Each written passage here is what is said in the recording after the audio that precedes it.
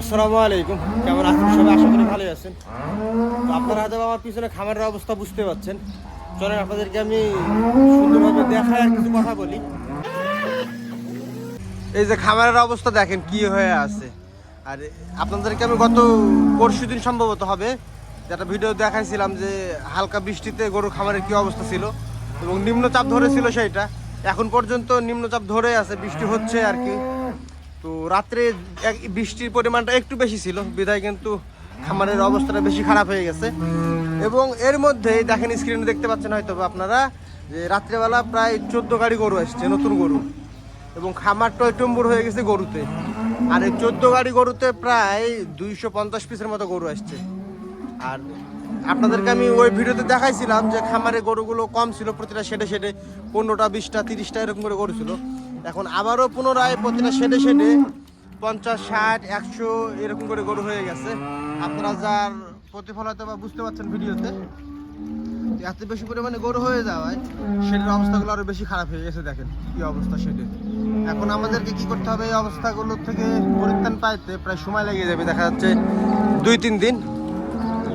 কারণ আমি ওই ভিডিওতে বলছিলাম আপনাদেরকে যে এখানে যতগুলো শেড আছে সবগুলো শেডই কিন্তু পরিষ্কার করা হয় প্রতিনিয়ত ট্রাক্টর দিয়ে। এখন যেহেতু বৃষ্টি চলে আসছে, আরেকটা ট্রাক্টর বাইরে থেকে আনা হবে এবং প্রতিটা শেড পরিষ্কার করা হবে।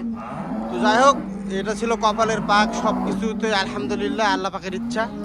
তো আপনাদেরকে গরুগুলো দেখাই আমি একটু যে কেমন কোয়ালিটির গরু আসছে। সবগুলো কিন্তু গাভী গরু মাশাআল্লাহ, ওই ওই এবং হাই কোয়ালিটির গরু আসছে সব, একদম যেটা ফার্স্ট ক্লাস হাই কোয়ালিটি যেটা সেইটা। দেখেন আপনারা হয়তো দেখে বুঝতে পারছেন যে কত। বাস বাস বাস বাস বাস বাস বাস বাস বাস হুস হুস হুস হুস। দেখেন আপনারা হয়তো দেখে বুঝতে পারছেন যে কত সুন্দর হাই কোয়ালিটির গাভী গরু আসছে সবগুলো মাশাআল্লাহ, সবাই মাশাআল্লাহ বলে যাবেন। আর এটা হচ্ছে আমি যে ফার্মে কাজ করি সেই ফার্মের কাজের অবস্থা। বৃষ্টি হোক আর ঝড় তুফান যেটাই হোক, কাজ বন্ধ নয়, কাজ চলতেছে রানি, কিছুই করার নাই। আমাদের খামারের কাজগুলো একটু ডিফারেন্ট অন্য খামারের চাইতে।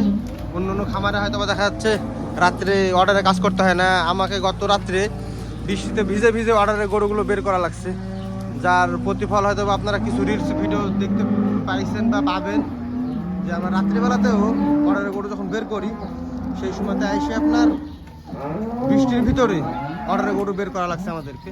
এটা হচ্ছে আমাদের এই গরু ফার্মের কাজ। তো আপনাদেরকে আমি ওই শেডগুলো এবং গরুগুলো আরেকটু ভালো করে দেখাই।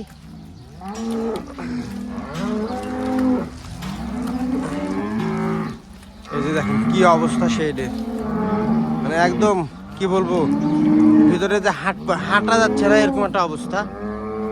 এখন কিছুই করার নাই, এইভাবে গরুগুলো 2-1 দিন কষ্ট করবে। এবং দেখেন ওইদিকে শেডগুলোতে কিন্তু মাশাআল্লাহ অনেক গরু। হ্যাঁ, আপনাদেরকে ফার্স্টে বললাম যে অনেক গরু আসছে রাত্রেবেলাতে। দেখেন তা কি করার আছে বলেন, কিছু করার নাই, সবই আল্লাহ পাকের ইচ্ছা, তাই না? তো সবাই আমার জন্য দোয়া করবেন, আল্লাহ তাআলা যাতে সুস্থ রাখে আমাকে এবং আমরা যতজন কাজ করতেছি এই ফার্মে সবাইকে যাতে সুস্থ রাখে, দোয়া করবেন। আর আমার এই ইউটিউব চ্যানেলে যদি নতুন হয়ে থাকেন আপনি চ্যানেলটি সাবস্ক্রাইব করে দিন। আমি সর্বদা চেষ্টা করি সৌদের গরু খামার ভিত্তিক নিত্য নতুন ভিডিও বানানোর। আর আমার যারা ফেসবুক পেজ থেকে দেখছেন পেজটি ফলো করতে পাশে থাকবেন। ইনশাআল্লাহ আমি সর্বদা চেষ্টা করবো সৌদি আরব গরুর খামার ভিত্তিক নতুন নতুন ভিডিও আপনাদেরকে উপহার দেওয়া। আজকের মতো বিদায় নিচ্ছি, আল্লাহ হাফেজ।